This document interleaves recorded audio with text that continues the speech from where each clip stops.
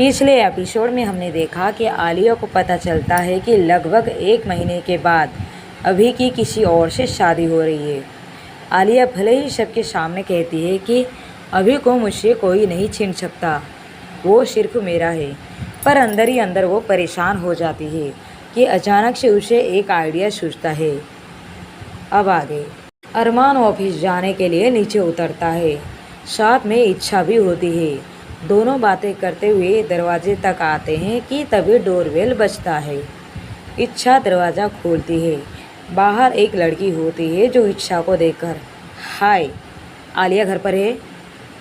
इच्छा स्माइल के साथ, हाँ ऊपर अपने कमरे में है, जाओ। वो लड़की आलिया के कमरे की ओर चली जाती है। अरमान इच्छा से, इच्छा इस लड़की को तो पहले कभी नहीं देखा, पहली बार देख रहा हूँ इसे। इच्छा, अरमान हो सकता है दोनों में नई नई दोस्ती हुई हो, छोटी छोटी बातों में कितना सोचते हो आप, छोड़ो ना। अरमान, ओके मैं चलता हूँ। अरमान ऑफिस चला जाता है और इच्छा अपने कमरे में। जो लड़की आलिया से मिलने आई थी वो आलिया के कमरे में जाती है, जिसे देखकर आलिया अपनी आंखें बड़ी बड़ी करके अपने बेड से उठ बैठती है। तानिया तुम? तानिया, हाँ मैं। और सुन, मैंने सब कुछ पता लगा लिया है, अभी की शादी कब है, किसके साथ है और कहाँ पर है, A to Z। Alia, good, कब है? तानिया, 1 हफ्ते के बाद। आलिया थोड़ी सीरियस होकर, 1 महीना पहले मुझे उसकी शादी की खबर थी तानिया, और देखते ही देखते अब 1 हफ्ता ही बचा है। तानिया, मैंने पूरा प्लान बना लिया है, क्या करना है और कैसे करना है, तू मुझे हेल्प करेगी ना? तानिया, बिल्कुल यार, ये कोई कहने की बात है, मैं आखिर तक तेरे साथ हूँ। आलिया, बस 1 हफ्ता, 1 हफ्ते के बाद मैं अभी की पत्नी बन जाऊँगी, कोई नहीं रोक सकता मुझे। आलिया के चेहरे पर एक शैतानी हंसी छा जाती है। और यहाँ अरमान ऑफिस जाकर कुछ वक्त काम करने के बाद कामिनी को अपने कैबिन में बुलाता है। कामिनी इजाज़त लेकर कैबिन के अंदर आती है। अरमान, जो कि अपने लैपटॉप में कुछ कर रहा होता है, बिना कामिनी की ओर नज़र किए, कामिनी तुमने माथुर साहब को रिपोर्ट भेज दी है? कामिनी इस वक्त अरमान की बातें सुनने के बजाय सिर्फ उसकी चेहरे और बॉडी को बड़े गौर से घूरते हुए देख रही थी। अरमान कोई जवाब न पाकर नज़र ऊंचा करता है और कामिनी की ओर देखता है, थोड़ी तेज आवाज़ में, कामिनी मैं तुमसे कुछ पूछ रहा हूँ, तुमने माथुर साहब को रिपोर्ट भेज दी है?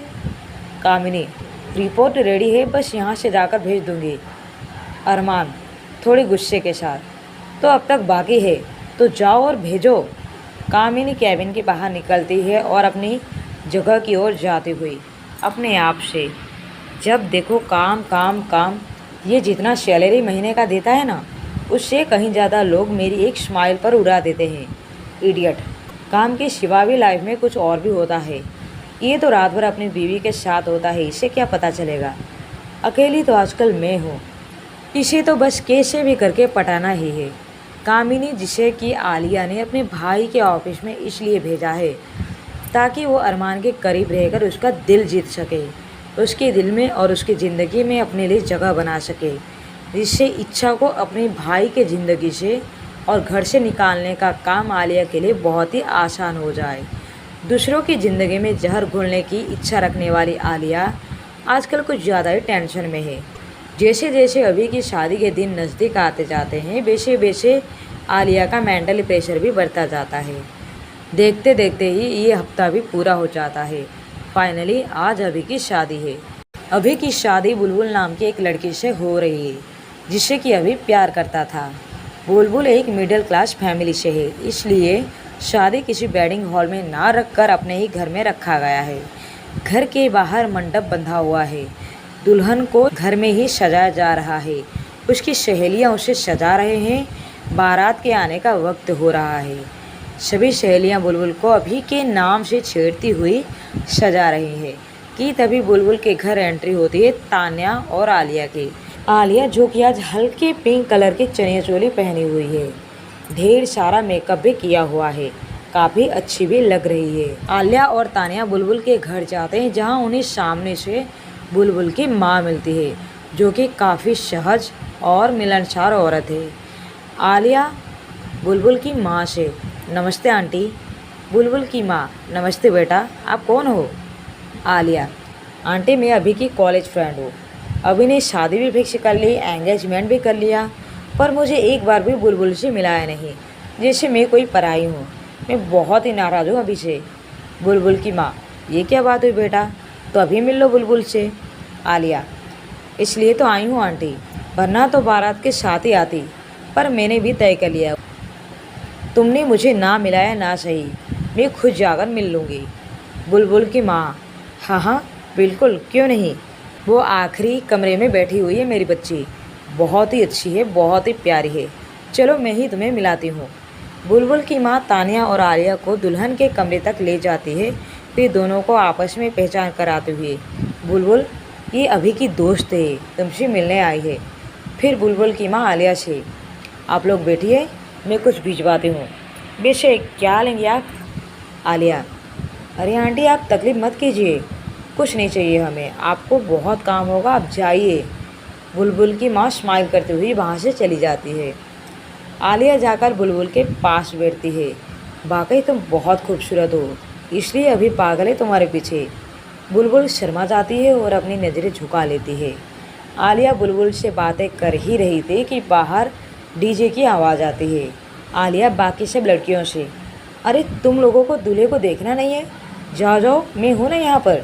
सारी लड़की आपस में, हाँ हाँ चलो चलो देखते हैं दूल्हे को। सब लड़कियाँ वहाँ से दौड़ती हुई दूल्हे को देखने के लिए बाहर चली जाती है। आलिया तानिया से, देखा तानिया, ये एक ऐसा वक्त है जब सब बिजी होते हैं, लड़की के माँ बाप सहेलियाँ सब, है ना सही वक्त? ये है आलिया का दिमाग। वहाँ बैठी हुई बुलबुल को ये सब बातें सुनकर कुछ अजीब लग रहा था। वो आलिया से, ये आप किस बारे में बात कर रही हैं? आलिया बुलबुल से, तुम जानकर भी क्या कर लोगी, अब तुम्हारे पास बचा ही क्या है कुछ करने के लिए। बुलबुल आलिया की बातें सुनकर हैरान होती है और खड़ी होती है कि तानिया पीछे से आकर उसे कुछ सूंघाकर बेहोश कर देती है। फिर उसके कपड़े आलिया पहन लेती है और अपने कपड़े उसे पहना देती है।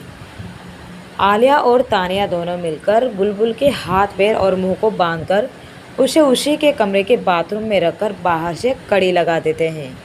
करीबन 15 से 20 मिनट के बाद बुलबुल की सारी सहेलियाँ आपस में बातें करते हुए अंदर आती है और अंदर आकर बुलबुल से, अरे यार क्या हैंडसम लड़का चुना है तूने, ज़बरदस्त है। तू सुन रही है ना, कुछ बोल क्यों नहीं रही है, और ये घूंघट क्यों ले रखा है तूने? उसमें से एक लड़की आलिया का घूंघट उठाने आ ही रही होती है कि तानिया, ये क्या कर रहे हो तुम? एक बार दुल्हन घूंघट डाल दे फिर तो उसका पति ही घूंघट उठा सकता है, इतना भी नहीं पता तुम्हें? लड़कियां आपस में एक दूसरे को हैरान होकर देखती है। उसमें से एक लड़की, ऐसा तो हमने कभी नहीं सुना, कुछ नहीं होता इससे। तानिया, तुम लोगों की नादानी की वजह से मैं किसी का अपशकुन नहीं होने दूंगी, तुम लोग जाओ यहाँ से, मैं हूँ यहाँ पर। कुछ तो पता चता है नहीं तुम्हें, खाली नाम के बैठो यहाँ पर। फिर एक लड़की, अच्छा वो दूसरी लड़की कहाँ है जो तुम्हारे साथ आई थी? तानिया, वो तो चली गई जब तुम लोग बाहर थे, पर मैं लास्ट तक यहीं हूँ, यहाँ वही होगा जो मैं बोल रही हूँ। अब तुम सब जाओ यहाँ से। सारी लड़कियाँ मुंह मोड़ते हुई बाहर चली जाती है और बाहर जाकर, देखो लड़के वालों की तरफ से आई है तो क्या तेवर है, एकदम नकचड़ी है। बाप रे, ऐसे तेवर तो दुल्हन के खुद के बहन कभी ना होते होंगे। यहाँ दूल्हे की स्वागत होती है, दूल्हा मंडप में जा बैठता है। कुछ देर बाद दुल्हन का बुलावा आता है। दुल्हन की मुँह बोली भाभी दुल्हन को लेने के लिए आती है। तान्या भाभी से, आप जाइए मैं लेकर आती हूँ, सिर्फ यही काम करने के लिए तो मैं कब से यहाँ इंतज़ार में बैठी हूँ, सो प्लीज़ मुझे ले जाने दीजिए। भाभी जी तानिया को अजीब नज़रों से सिर से पाँव तक देखती है, फिर मुंह फुलाती हुई चली जाती है। तानिया आलिया को मंडप में ले जाकर बिठा देती है। अब आगे देखिए, क्या आलिया और अभिमन्यु की शादी हो जाएगी या किसी को इस बारे में पता चल जाएगा? अगर शादी हो गई तो क्या होगा, जानने के लिए बने रहिए एक बूंद इश्क पर। डियर फ्रेंड्स, आज का एपिसोड आपको कैसा लगा प्लीज़ कमेंट करके ज़रूर बताएं, साथ ही लाइक और शेयर करें। अगर आपने अभी तक इस चैनल को सब्सक्राइब नहीं किया है तो प्लीज़ कर लें। Thank you.